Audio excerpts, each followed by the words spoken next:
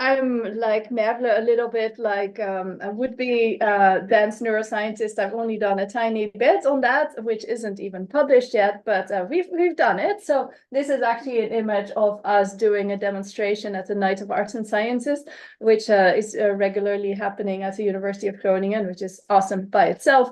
But it was just a demo from our project in which we try to think about how does dance help us to connect to others, and does it also, if people feel connected, are their brains also more synchronized? So in that sense, it was in a way a very basic kind of question, but it actually the collaboration really resulted in lots of interesting stuff. So this is just me with my friend wearing some EEG and trying to connect. I mean, most of it is, this is just purely for entertainment and demonstration purposes.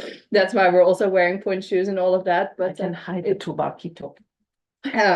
Anyway, the basic, in terms of the basic background of this, moving together has been used to bring people closer. We've already been talking about that yesterday, also showing some, here just showing some data from, I think, the TAR study, who really showed that when people were really purposely trying to synchronize their movements, then they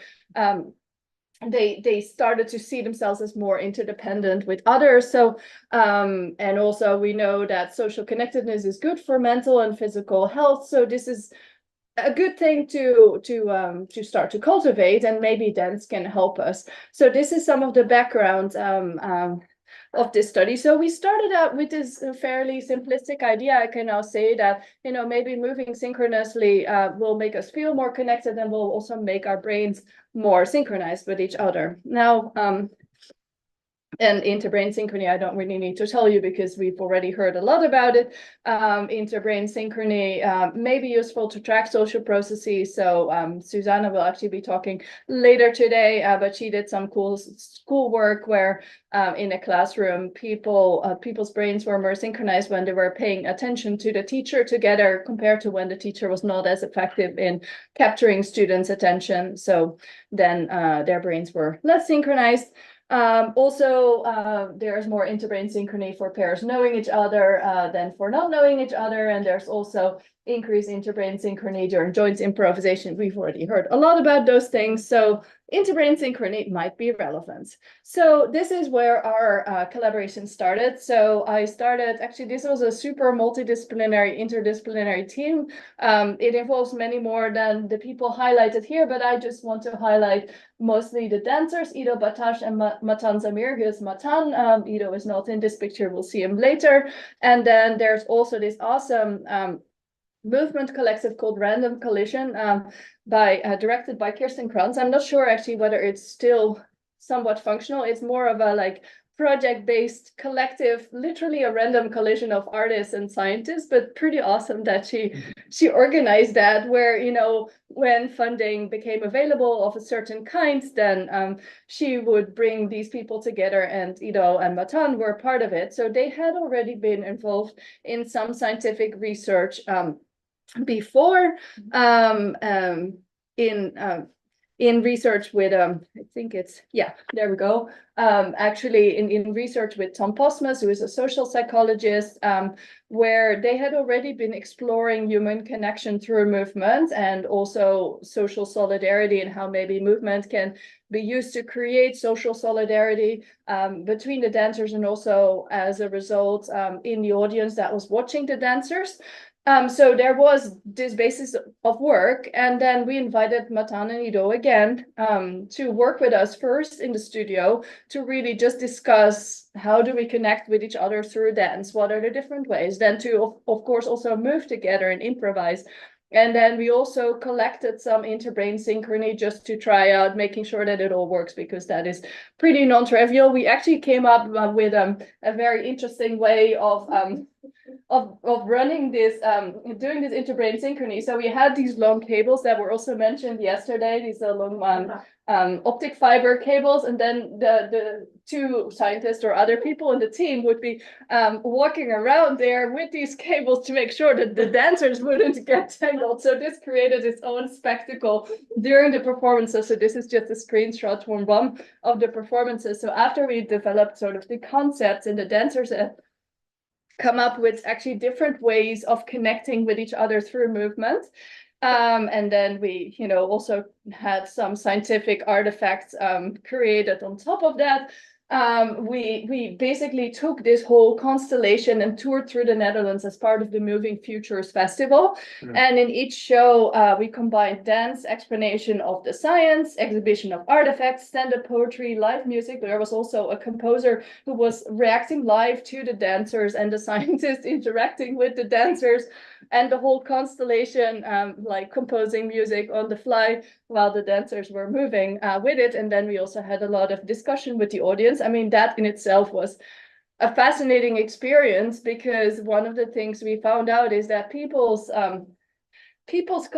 conception of science is it is just something that gives us answers. And what we were showing was how we were engaging with the question, but we didn't have an answer yet. I mean, as you all know, when you show brainwaves on a screen, which we did, there's nothing to see. You just see brainwaves. The only thing you can see is when a person blinks their eyes, or things like that, or when the system loses connection, which also happened because as you were starting to perform, we forgot that dancers will sweat a lot more during the performance because of all the adrenaline and because of the stage lights. So the facial electrodes would just start to lose contact and all of that. So this was a very awesome experience. We learned a lot, just we didn't get much or any usable data out of it.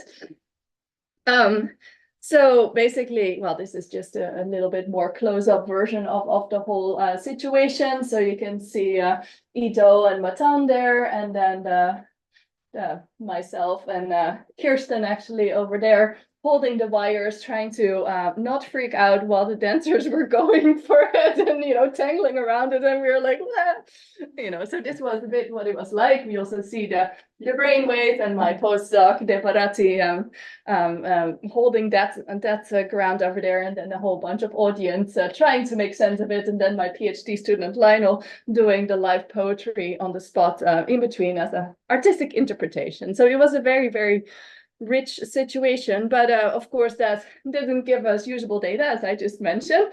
So what instead we decided to do was we take what we learned in this tour through the Netherlands, which also obviously developed as, I think we had 5 different places, and then towards the end we had a better sense actually of how you can connect to dance, and a little bit of what happens in the brain, but as I said, not much usable interbrain synchrony data. So we decided to mostly just take the conditions that we put together in the performance, and then use that to manipulate connectedness. And there was the very interesting thing, I think maybe the most profound thing I learned from this experiment, which is that through collaboration with artists, you can really get so much more rich questions than when you're just reading the literature. So we started out this idea of, moving in synchrony will increase the interbrain synchrony and will make people feel more connected. So obviously we did have that synchrony versus non-synchrony business in the experiment. And also we had the sense that, when you're facing each other, you feel more connected. So we have that. But then there were other conditions that were actually turned out to be way more powerful for making people feel connected, and also making their brains be more connected, which were inspired by the performances in the random collision collaboration. And basically these 3 were a dialogue. So one dancer or person moves, and then the other person just moves in response, and sort of this interaction. The other one, so it's a dialogue without talking, it's a movement dialogue. We also had one body where they were touching each other and tried to move as if they had a single body, so really try to sense the intentions of the other. And then we also developed a sort of control condition where we did the opposite of connecting, namely shifting focus to an audience member, which was pretty funny also, because you can imagine that a lot of fun stuff happens when suddenly the dancer starts to engage with an audience member. They're like, whoa, okay, what's going on? Anyway, and then we we took this sort of ideas and then ran in a lab situation 60 participants, so 30 diets that were varying in their degree of relationship, and they were going through these different movement conditions.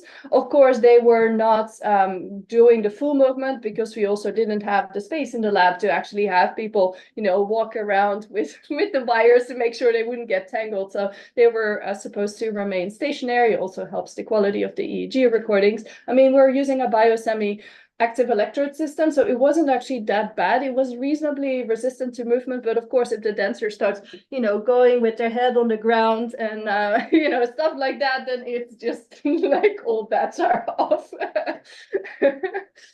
Yeah, I had a pretty nerve-wracking time around there.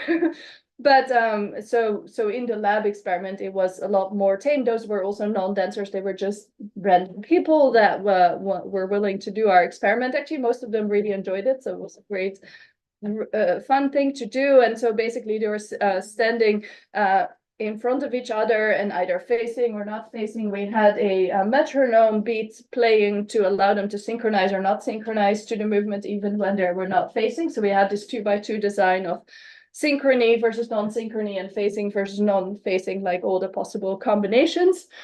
And then we had the additional conditions developed on the basis of our interaction with the dancers.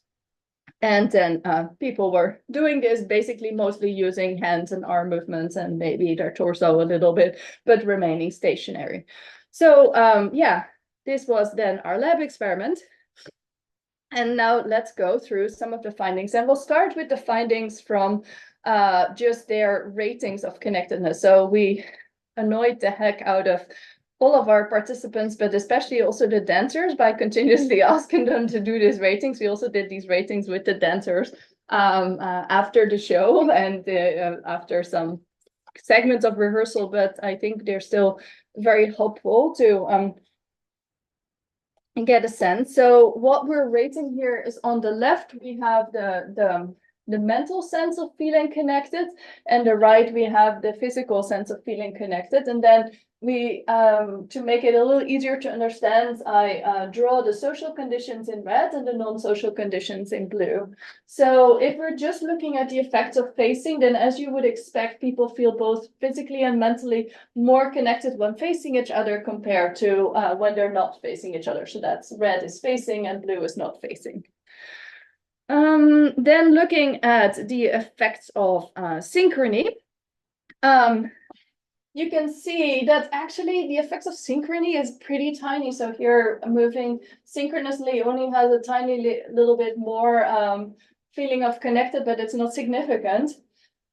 However, what creates the biggest sense of mental connection is the dialogue condition, which we never actually thought about before, because I mean, of course, we discussed this with the dancers afterwards, and they said, yeah, what you could do sort of the synchronization almost without connecting to the other person, because it's just driven by the rhythm of the beats of the music. Like it's no need to actually deal with this other person in front of you. Whereas if you're in a dialogue, you have to tune into this other person. And actually the same applies to the one body. That's the other singular, like most effective way to connect to each other, which is even more effective, that, bigger effect than facing or things like that. When you really have to sense it, like, where does the other person want to go? That's where you really need the connection. So yeah, and then of course we also had an alone condition, which obviously people felt less connected now, and the same actually applies to the feelings of physical connection. So here are the data. Again, the dialogue is the strongest connector, and the one body as well. And obviously the one body now has a bit more of a physical connection, because there you're literally physically connected. I mean, people were, I think, holding their hands or really touching each other. This was before the pandemic. So yeah, that was actually super interesting results that I just never expected. Then of course you might wonder, okay, what's going on in the interbrain synchrony? Well, we did actually find some effects of interbrain synchrony during the more social conditions. So one of the effects we found was increased, I think this is alpha synchrony in occipital area. So in these electrodes, the alpha interbrain synchrony is stronger during the feeling as if you have one body compared to when you're shifting focus to someone else. And then the effect of phasing was associated with an increase in interbrain synchrony in more temporal electrodes. So there were some effects of interbrain synchrony, but they weren't sort of mind-blowing, all of this. So I actually think that the subjective ratings are the most interesting part of the study. Also, the results changed a bit when, these results were using just a phase locking value to compute interbrain synchrony. So this is, just to be sure, this is the synchrony of one person's OZ electrode with the OZ electrode of the other person. So it's always the homologous electrode with the other person. So we didn't do any sort of different electrodes because we didn't have any hypothesis about that, and it explodes just the number of conditions that you're comparing. So yeah. And if we replace the phase locking value with imaginary coherence, then the results also changed quite a bit. So there's still some occipital effects, but yeah, it shifted a little bit. And now the other one was the phasing, non-phasing, that effect was gone. And now instead we have one effect of synchronous versus asynchronous. So I would say that probably the occipital synchrony effect is a more stable one. The other one is a little bit like wonky, so I'm not sure. Also, in other studies, meanwhile, I've done with one of my PhD students where we really try to zone in on, is this interbrain synchrony reflecting actual social coordination, or is it just reflecting seeing the same task? We actually got more evidence that seeing the same task was a primary driver of the interbrain synchrony. So I'm not sure personally how much the interbrain synchrony is really telling us, but I think actually the subjective ratings of feelings of connectedness are the most interesting outcomes of this study. And actually also for this interbrain synchrony, whether you are closely related matters. So here we are actually, we looked actually at both alpha and theta synchrony. So this theta synchrony was sensitive to whether you're closely related or not. So as I said, we didn't systematically sample for low and high social relationships, but we did record the relationships of people because, you know, since it's a two-person experiment, it did happen reasonably often that neighbors or friends would sign up together and they would be therefore related, and other people were just randomly put together. So we did compare the close and not so close relationships, and there you can see that for certain conditions, this really does affect. So there's this difference in frontal theta in FP1, where there is just an overall effect of closeness. I mean, tiny effect of closeness, I would say, but it interacts with your condition. So in the dialogue condition, actually, when you're not close, it is associated with higher interbrain synchrony. Whereas the shift of focus is sort of having the opposite effect. And also the effect of synchrony, moving synchronously versus asynchronously is moderated by pure relationship. So when you're closely related, actually there is somehow increased interbrain synchrony when you are moving asynchronously compared to when you're moving synchronously. Maybe this is also a wonky thing depending on if you know someone else well, you kind of don't even need to tune into the other person. It's taking more effort to move asynchronously. But yeah, this is pure post-hoc speculation, so don't take it too seriously. It's, as I said before, very difficult to make sense of the dance performance. Very often we lost signal altogether halfway through the performance because of the sweating issues and the dancers pulling on their electrodes or doing other stuff. So yeah, this is just an example of, well, yesterday we saw some beautiful interbrain synchrony patterns. During a performance, we did actually not get that. Maybe our dancers had too much freedom, so that that the signal was not controlled enough. So this is, yeah, showing you imaginary coherence over even just one movement segment. So we did divide the performance into multiple movement segments, which are each a few minutes. So this was comparing a dialogue condition during the performance and the shift of focus condition, and you can see that overall very little difference except towards the end maybe, but yeah, it's nothing that really jumped out of it. So we really had to search in the data to find something that even looked different. So yeah, I think that leaves us various interesting conclusions. So most interesting conclusion, I think, is using dialogue and moving as one body are the most effective ways of connecting with each other through movements, probably because they require much more active engagement and attention than the other conditions. The relationship with interbrain synchrony is not too clear. I mean, we have some findings, but I'd say they are not the most stable. What we also really learned is that it's a super fruitful collaboration with dance artists. As I said yesterday, it's not the most efficient science. It takes a lot of time also to build the trust, to work together in the studio, to both artists and scientists talking, but also moving, sharing data, looking at graphs, all of it. So everybody did everything to put us all on the same sort of level, hopefully. At least this is what we tried. But then you do get very interesting results, I think. And then the first performance, as well as the studio work, helped us to really generate interesting hypotheses like the one body and the dialogue conditions that could then be verified in a more controlled lab experiment. So I think maybe if there's anything that I want to end with, it's maybe this idea that we can really use such art science collaborations to separate just different parts of doing science, the hypothesis generation from the hypothesis testing stage. So that's all I have. I'm happy to answer any questions.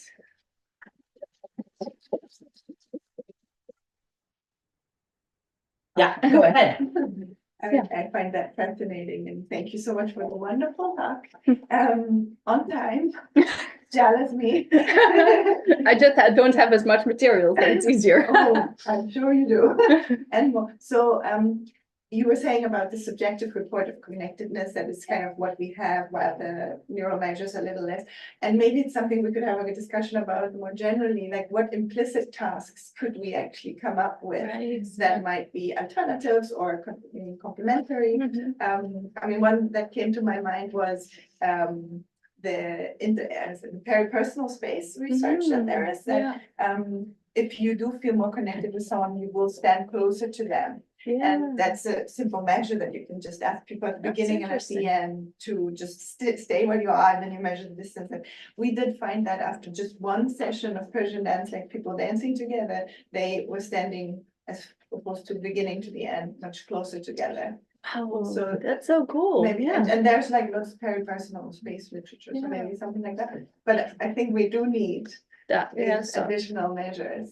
Yeah, for sure. And also actually this work that I was following up on with my project, the work by Tom Posmus, they used some of that work as well, where they had to assess the effect of solidarity. They had the audience sort of collaborate on tasks, and then they looked at, you know, in what way do people collaborate after seeing the performance? Do they go in this like a one leader and everyone else follows, or do they use more organic ways of collaborating, and how does that change depending on what performance they've seen? So yeah, I think in our panel we will hopefully be able to do more brainstorming on this, because I think we need all of our brains to figure this out. Yeah.